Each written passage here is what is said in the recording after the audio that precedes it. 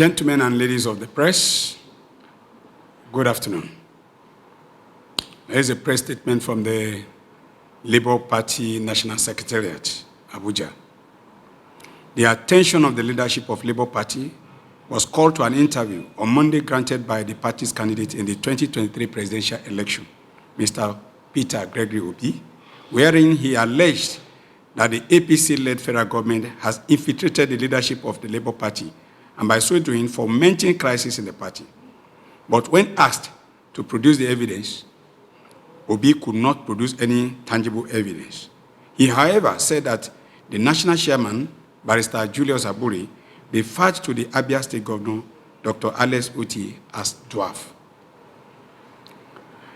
As a member of our party, we sincerely do not wish to join issues with Mr. Obi, but for his penchant for constantly misinforming Nigerians on the real reasons for the crisis in the party, knowing that virtually most other parties are in one form of crisis or the other, we sincerely hope that he should introspect and move away from these ill-conceived narratives.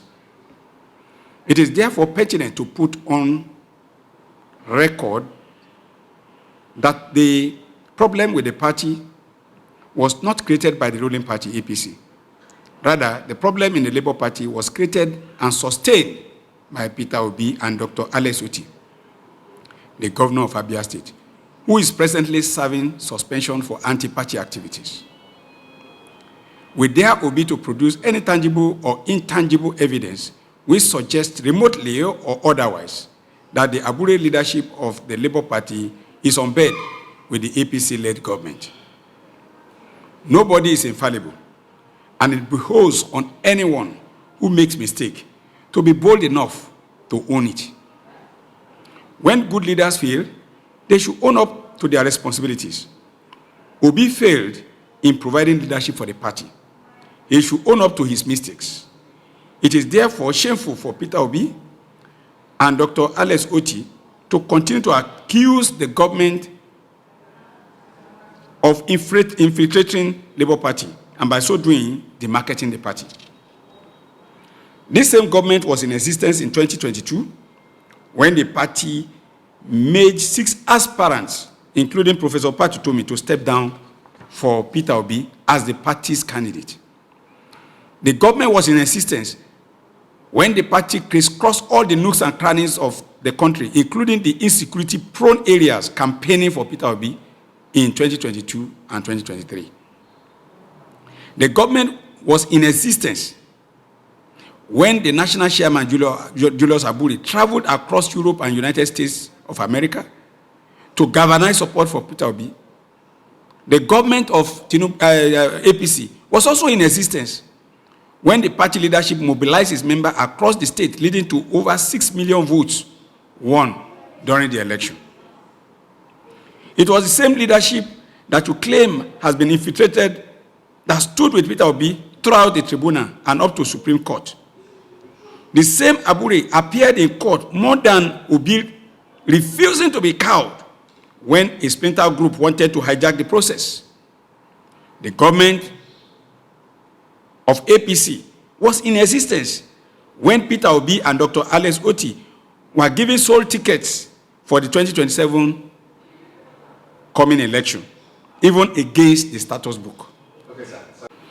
For the records, there was no problem in the Labour Party until Peter Obi and Dr. Otti went to Umuahia, Abia State, to create an illegal and unconstitutional caretaker committee that polarized the party. And may I ask, is it the ruling party that sent Obi and Otti to Umuahia to create a division in the party? If the answer is yes, if the answer is no, they should answer. They were also aware that the courts, from the lower court up to the Supreme Court, clearly affirmed the leadership of the party. But Peter Obi and Otti surreptitiously plotted to hijack the leadership of the party by instigating division. Again, is it the government in power that created the division or forced them to march to INEC? The INEC headquarters, to exhibit their ignorance. Peter Obi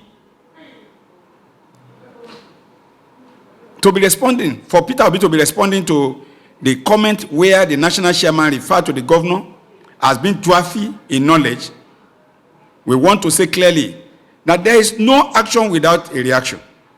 The national chairman was only responding to a pejorative comment made by the governor wherein he referred to the national chairman as masturbating. The governor neither retracted nor apologized for the reckless statement. He showed utter disrespect to the constituted authority of the party.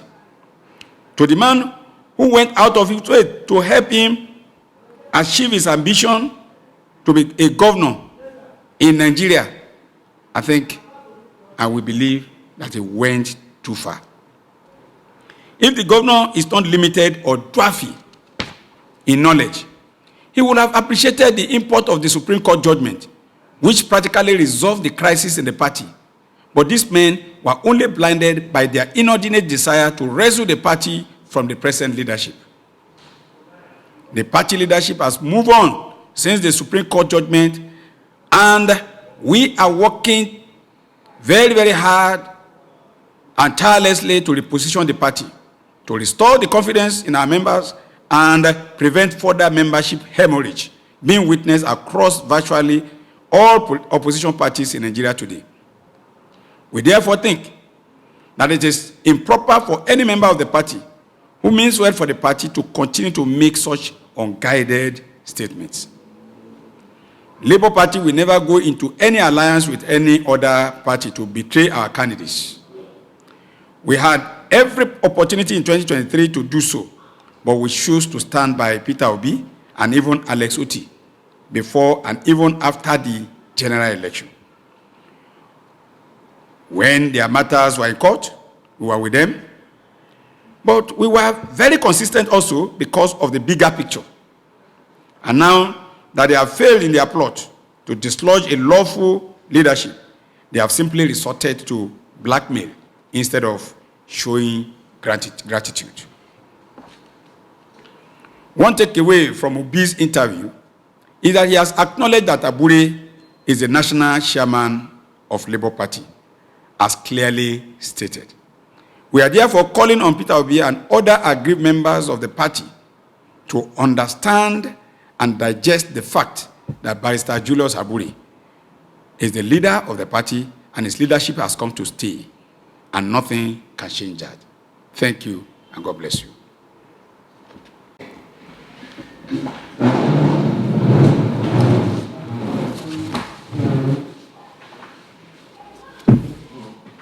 You walk into the press conference and you walk out. Yeah. I hope I was audible enough. Oh, very.